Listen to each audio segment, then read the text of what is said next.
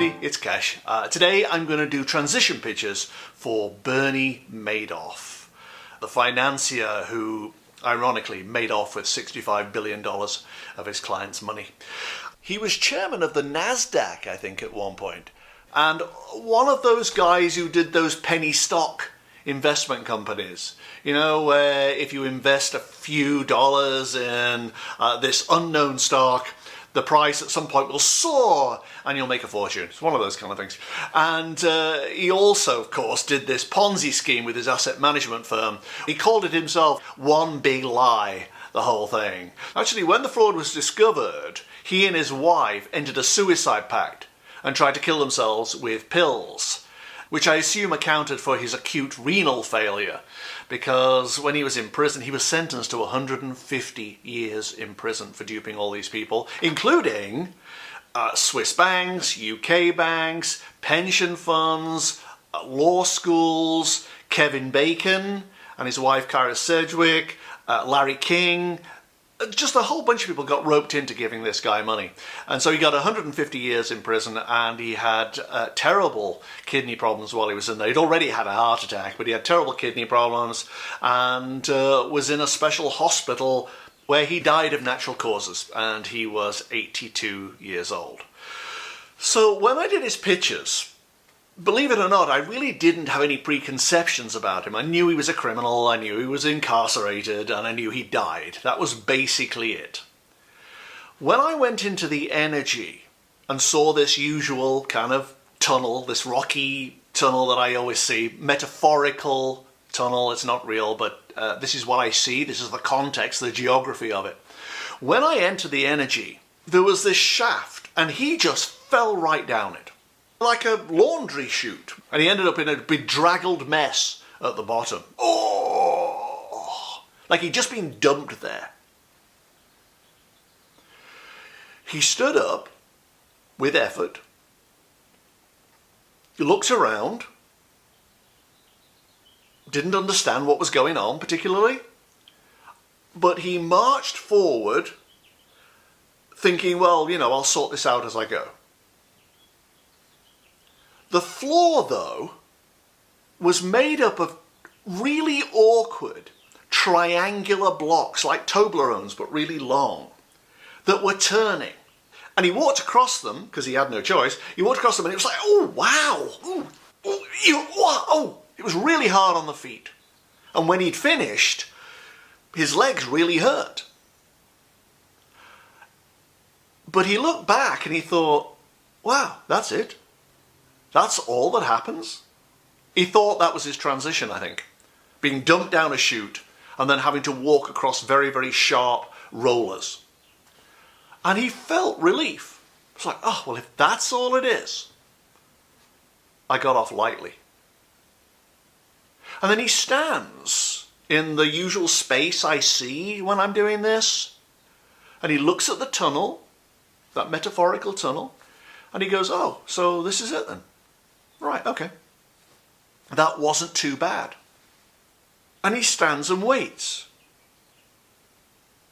And I stood and waited with him. And this is where things really took a turn for the worst. Have you ever seen videos on YouTube of tsunamis? In the movies, there's a huge wave and they crash over and luxury liners are thrown out of the way and buildings crash and cars are tossed to one side. That's in the movies. In real life, what happens? In fact, in real life, it's way more terrifying. What happens is that the water just rises. It comes over walls. It blows buildings aside. It keeps on. It's a deadly force that keeps going and it's relentless. You cannot do anything to stop it. It will just come right at you, and it goes for miles sometimes. Deadly, relentless force, sweeping everything away in its path. That's the reality of a tsunami.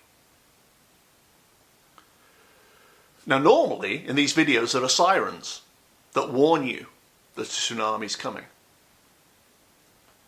When Bernie Madoff was standing there in the tunnel, looking around. He could hear something. There were no sirens, no warnings, but he could hear something. Something was coming.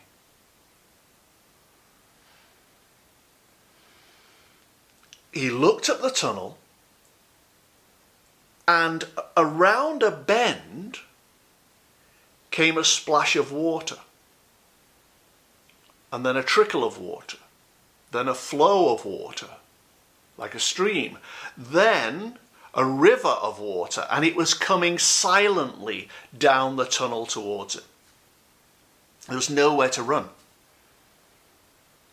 It came down into the space where he was, lifted him off his feet, and at the same time, under the water, there were two arms, like two giant hands, that grabbed him and pulled.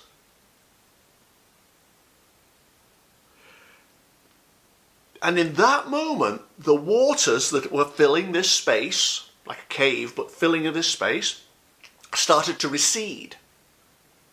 And the arms under the water took him with them, back up the tunnel. He is just carried along by the current now, really not knowing what's going to happen, but frightened, because this is a powerful body of water. Ahead was the other cave that I always tend to see, that's metaphorical, that contains this dome, this light where you go into the light. Only in this case there was no dome. The water went along and into the space where the dome would have been, which was like a crater. The water just gathered up and went into the crater. And Bernie Madoff went along with it and down. And he tumbled down with the water. And I don't know if he was a religious guy. I don't know if he believed in heaven or hell or any of this kind of stuff. But in that moment, what I felt was that he was thinking he was going to hell. Falling, falling, falling, falling. At the bottom, he just landed in a huge pool of water and sat there. And he looks over here, and there is the dome. Sometimes people have to be taken to a new level. It can be up if they lack self-esteem, if they are operating below par for their soul's path. Other people who have inflated themselves with a degree of grandeur or enrichment or something that is phony and is pure ego and out of touch with their real soul's path, they have to be brought down because they're living in this kind of inflated cloud of their own self-importance. And that's what had just happened to him. And there was the dome. And as he walked towards it, with a certain amount of relief, I got this distinct feeling that he was being told by the universe, by whatever, wow, you really screwed that up, didn't you?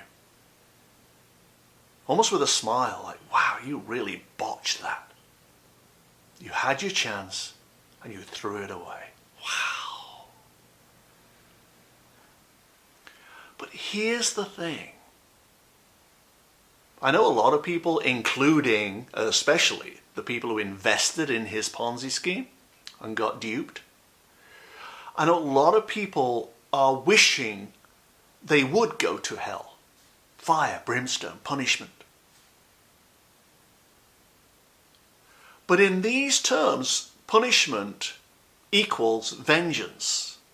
We want to see vengeance, and that is not how this works. The universe is about balance, not vengeance. So, if we break our contract with the divine, If we sin against life, which is basically a sin against ourselves, it's where we fall short. If we do that, it throws the universal ledger out of balance. There is a karmic debt created, which must be rectified. In this life, in the next one, over 10 lives, over 15 lives, who knows how this works? I don't profess to understand these things, but there is a karmic debt created. So when Bernie Madoff stepped into the dome, which he did, he'd been through so much, I think, by this point, that this seemed a great option compared to what he thought was going to happen. As he stepped into the dome, he had an awareness that this massive karmic debt would have to be paid off. So his ultimate transition, his ascension, was simply with resignation and humility. The more we act with integrity during our mortal life, the more we try to be on the path of higher intention and maintain our contract with the divine, not break its terms. The more we do that, the more, when we get to our final transition point, the more joy there is, the more relaxation there is, the more acceptance there is, and the more in tune with higher vibration forces, I guess we are. It's easier. But there was no vengeance. There was no punishment. There was no hellish deliverance. And there was no redemption. There just was Bernie Madoff passing through the dome. Alrighty, that's Bernie Madoff. Thanks very much for watching, guys. I really appreciate it. See you again soon. Bye-bye.